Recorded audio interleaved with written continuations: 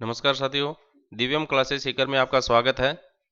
आज की क्लास में हम देखेंगे फैक्टोरियल 1 की घात 1 प्लस फैक्टोरियल 2 की घात 2 प्लस फैक्टोरियल 3 की घात 3 प्लस फैक्टोरियल 4 की घात 4 प्लस फैक्टोरियल 5 की घात 5। इसी तरीके से फैक्टोरियल 100 की घात 100 तक का योग है और इसमें 5 का डिवाइड किया गया है और इसमें शेषफल कितना प्राप्त होता है।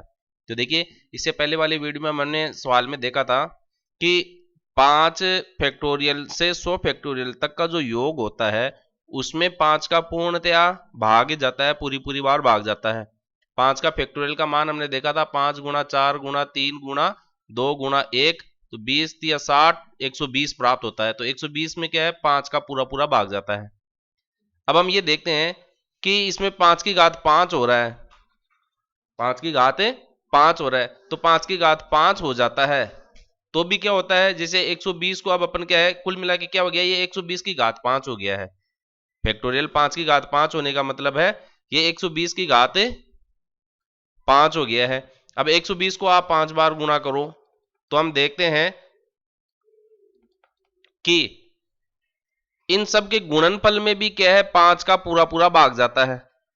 और इसी तरीके से आगे फैक्टोरियल 6 की घात 6 भी होगा, 7 की फैक्टोरियल 7 की घात 7 भी होगा, उन सब में भी क्या है, 5 का पूरा भाग जाता है। तो इस क्वेश्चन में भी हम क्या है, 5 से लेकर 100 तक की जो संख्या है उसको इसमें छोड़ सकते हैं और अपन यहां पर भी क्या है, फैक्टोरियल 1 की घात 1 प्लस फैक्टोरियल 2 की घात 2 प्लस फैक्टोरियल 3 की घात 3 प्लस फैक्टोरियल 4 की घात 4 पर ही गौर करेंगे और इसमें अपन 5 का भाग लगाकर देखेंगे। तो देखिए, फैक्टोरियल 1 का जो मान होता है वो अपने को 1 ही प्राप्त होता है।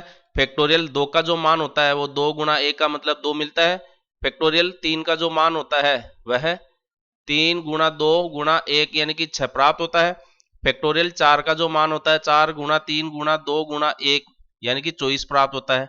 अब आप देखिए कि क्वेश्चन में क्या है, फैक्टोरियल की घात 1 है यानी कि 1 की घात 1 हो गया, तो इसका मान भी 1।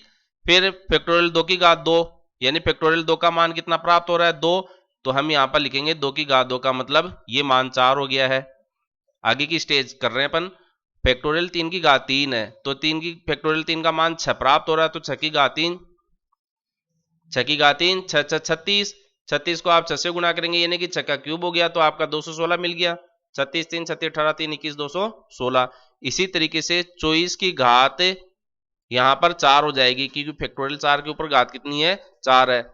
इसको यदि हम हल करें तो क्या करेंगे, 24 को आप 24 से गुणा करो, फिर 24 से गुणा करो, फिर 24 से गुणा करो, तो इस तरीके से हमें फैक्टोरियल 4 की घात 4 का मान मिलता है 331 776। मैं डायरेक्ट लिख देता हूं 331 776। अब देखिए, ये संख्या अपने को यहां तक मिल गई, तो अब हम इसको क्या लिख सकते हैं, 1 प्लस 4 प्लस 216 प्लस ये फैक्टोरियल 4 की घात 4 का मान हो गया आपका 331 यानी 3,31,776। और ये आगे तक की संख्याओं में क्या है, 5 का पूरा भाग चला जाता है। अब हम इसमें भाग देकर देखेंगे कि इनमें 5 का पूरा भाग जाता है या नहीं। तो आपके लिए 3,31,776 में आप एक तो 216 को ऐड कर दीजिए, एक 4 को ऐड कर दीजिए, यानी कि ये तो 5 ही कर देता हूं मैं डायरेक्ट, यहां पर 5 ऐड कर देते हैं। तो देखो ऐड करने पे क्या प्राप्त होता है, 12 5 17, 7 1 8 और ये 9, ये 9, ये 1 3 3, 3,31,997 मिला है अपने को, 3,31,997। अब इसमें आप 5 का डिवाइड कीजिए तो जो भी शेषफल मिलेगा वो अपने इस क्वेश्चन का शेषफल होगा। तो 6 पंचे 30, घटाएंगे 3 शेषफल, 1 उतार लीजिए, फिर 6 पंचे 30, घटाएंगे 1 शेषफल, 9 उतार लीजिए, 5 3 15, 4 शेषफल, फिर 9 उतार लीजिए, 9 पंचे 45,